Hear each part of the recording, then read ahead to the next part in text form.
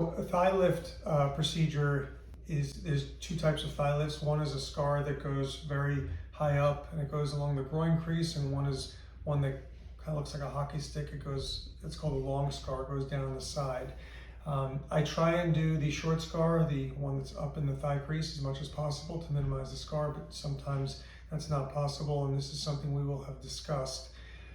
The risks of thigh lift surgery, aside from the general risks of bleeding, infection, wound complications, there is a risk of contour irregularities of the thighs.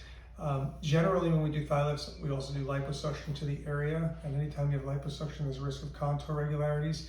Wound complications are possible, especially in diabetics and smokers, because of gravity pulling down on it.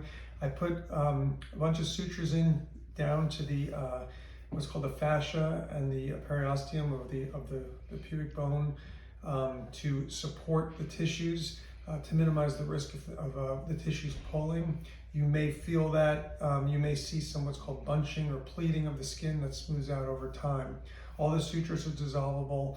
You may get some spitting sutures, which usually happens after a few weeks, but that goes away. And then lastly, as with all surgeries, there's the risk of scarring. The risk of scarring is 100%.